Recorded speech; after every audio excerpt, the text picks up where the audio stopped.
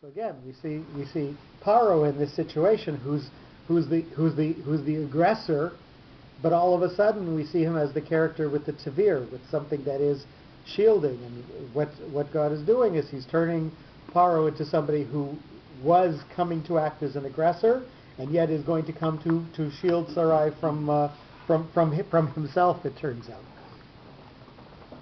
Negaim, eruptions, or things that you were literally touched with. Number 4, with a mercha, lightly connected to what's come from before, but mostly moving us forward into what's going to go afterwards. Sudden eruptions appeared on all parts of Paro's body, which defigured each particular organ and interfered with the individual functions by a general discomfort, as noted by the directional shape of the reading mark. So these things went literally all over. They started on him and they went over. And we'll go through the side note. Rashi says that this is a disease called Ra'atan, and this again is mentioned in the Zohar, which interfered with intercourse. It for the rest of his life. It was probably next page.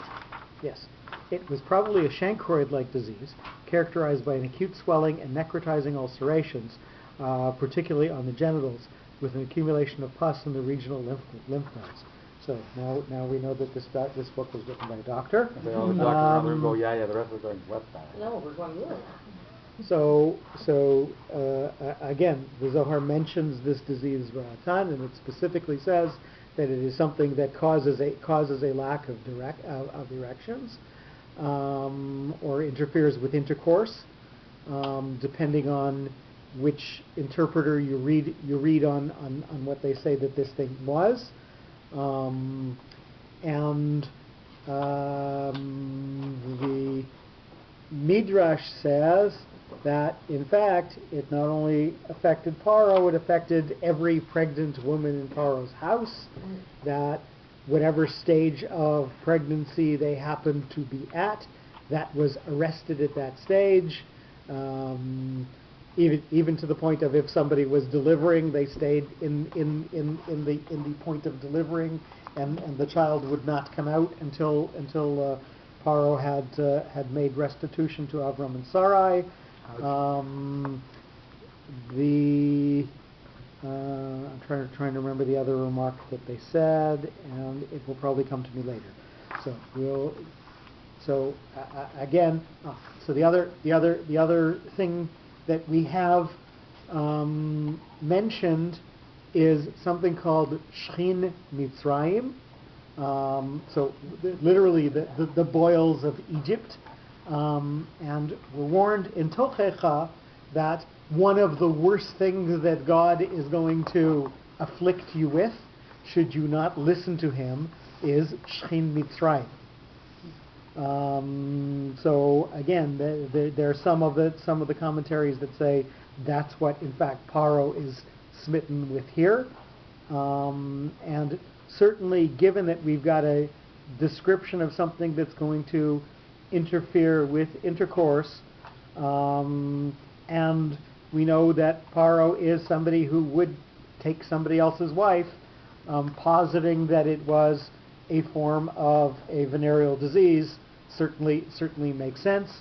And as we get the later description of Shchin, something that has boil-like characteristics, we put those two together, and that's how we get this interpretation of which disease that might have been. And we go on. Gidolim, great ones, with a tipcha. So this is going to focus us backwards and pause slightly afterwards. Those lesions could not be identified by an accepted term because they were atypical, and great ones in extent and severity, as suggested by the closing shape of the directional reading mark. So when you read some of the other Mefarshim and they use this word Gedolim, and they use a lot of this terminology to correspond to the plagues and the aftermath that happened when the Jews leave Egypt. So we draw parallels there. But what he is doing is he's saying there's a direct connection to what's come back here, that these were atypical even for whatever illness this happened to be. That this could not have looked like something that somebody else would get. This was the worst case of whatever that was, or even so big that it wouldn't necessarily fit into the category. So that's why we've got this tipcha that connects it to the word from before. Ve'et beito, and with his household, with the stabilizing etnachta.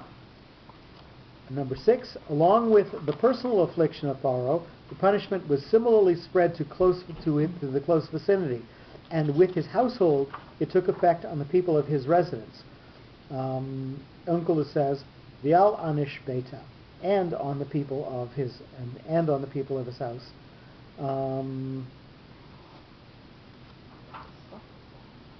As expressed by the stabilizing shape of the reading mark.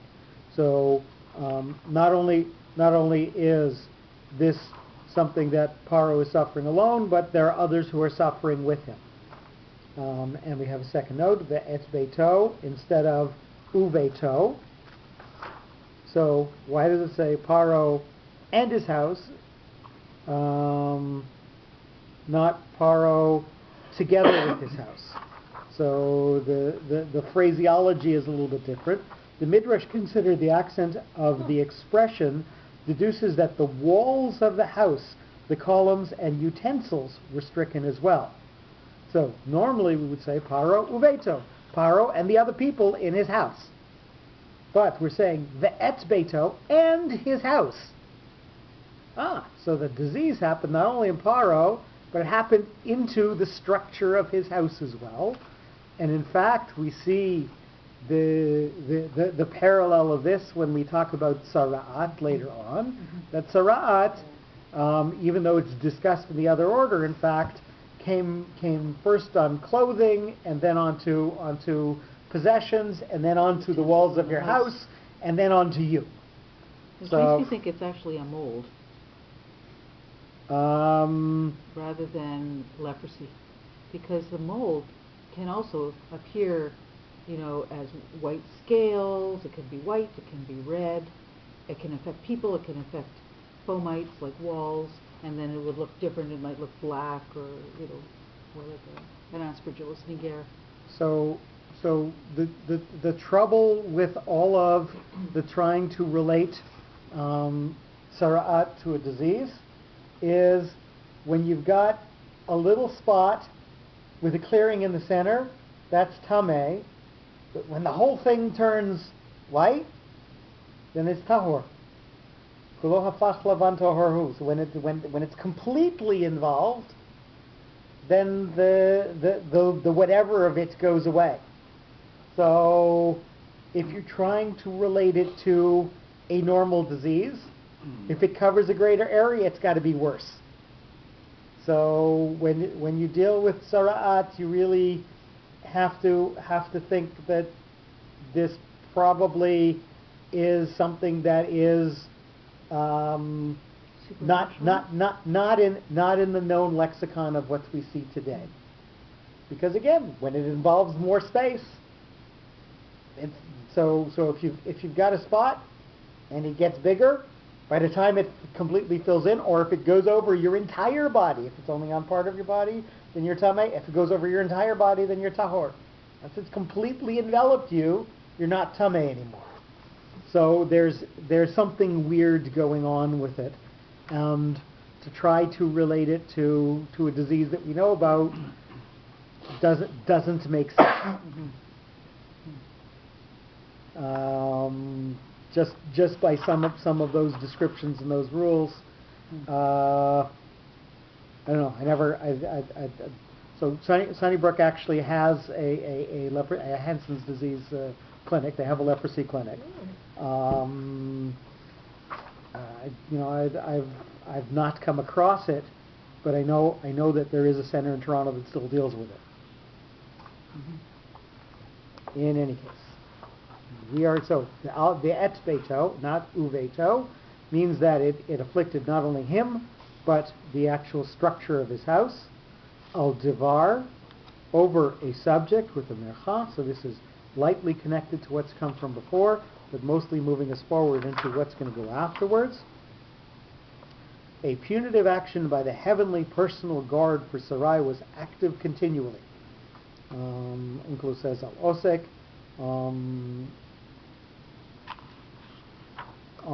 the matter of, on the workings of, which explained the reasons of the procedure as specified by the directional shape of the reading mark. So again, the Zohar is saying that God sent down angels to personally protect Sarai, and every time Paro made an advance, they would approach Paro and say, I'm punishing you, I'm hitting you because of Sarai, the wife of Avram. Number 8, of Sarai, with a tzipcha, so this is going to close back that thought and pause slightly afterwards. For the sake of Sarai, she enjoyed tight security, quote, all around, and was protected before any approach, as illustrated by the closing shape of the directional reading mark. So again, he's not directly quoting the Zohar here, but it's quite obvious that he's moving very close from their description of the events here. That Sarai never really falls into any danger, despite the fact that she is secluded with Paro. Eshet, wife of, with a mercha, so lightly connected to what's come from before, but mostly moving us forward. The standard remark by the protecting angel was that Sarai was a married woman, and a wife of one man only, as conveyed by the directional shape of the reading mark. Hamalach, so each of the angels would say, I'm hitting you because of Sarai Eshet Avram. I'm hitting you on behalf of Sarai the wife of Avram. So, Paro has this woman who looks enticing, brings her into her home, thinks that he's paid off the male member of the family, so he figures he's clear, he's done what he needs to do, and yet we see in the next sentence that Paro knows with certainty. You'll see by the way that Paro accuses in the next sentence that he knows that this is Avram's wife. And the question is, how does he know? How does he know? So he knows because the story that's filled in is that each of the angels is saying, I'm hitting you because of Sarai, the wife of Avram. This is new information. He didn't know this. So, again, that's where the information comes from. And Avram, with the closing of Pasuk, the stabilizing note, this man was Avram, and he too was protected by the upper heavenly Father. Avram can be broken down into of, a father, Ram, by having a great father, a great protector. So Avram was somebody who had his own great protector as well, so he stands alone as a symbol of stabilization as well. So up until now, Paro is focused on Sarai and her power and her attractiveness, and all of a sudden the story comes back to Avram, and he sort of stands alone as a stabilizing factor here. And we have a second note on this. The Zohar says that all through this night, whenever Paro attempted to come close to Sarai, okay, so now he's quoting it directly, she said, hit. Each time the angel did so, he kept repeating, Sarai, wife of Avram, as meant by the position, al devar Sarai eshet Avram. So what does it mean, on the matter of? How did Paro know that this was what the matter was? It could have been something else that he was being punished for. How did he know that this was the thing he was being punished for? Because each time the angel would tell him. And a second remark, the great blows ending the drama of Pharaoh with regard to Sarai are symbolic of the plagues in Egypt, finalizing the slavery of the tribes. The 10 words in this sentence are equal to the number of those plagues. Since Pharaoh represented Egypt, what happened to Pharaoh was indicative of what was to happen to Egypt. As the saying, Paro is, Egypt is Paro. Just as Sarai remains the wife of Avram, in spite of the divorce, so do the people of Israel remain the eternal bride of God in spite of all divorces. And this is a sentence that we say when we put on tefillin, ve'erastich li le'olam. I have betrothed you forever. So, even though we posited that Avram, when he said Imrina chotiat, you should say that you're my sister, in fact gave Sarai a divorce there, even though that might have happened, she is still Sarai Eshet Avram. That bond between them is still there, and that's how the angels treat it, and that's how God treats it, and that's how Paro recognizes it. So as we read through the sentence, we're going to notice the implied pause between Hashem et Paro. Nigaim Gedolim, what happens to Paro is going to stand separate from the Et Beito, what happens to the rest of his household, or to, in fact, his house. And Al Devar Sarai is going to stand apart from Eshet Avram. The story up until that point is about Sarai and how Paro was focused on her. And then all of a sudden, Paro has to focus his attention back on Avram. All of a sudden, Paro realizes, no, this isn't a Sarai story, this is an Avram story. Vayinaga Adoshem et Paro Nigaim Gedolim V'et Beito Al Devar Sarai Eshet Avram. And we're going to pause briefly here.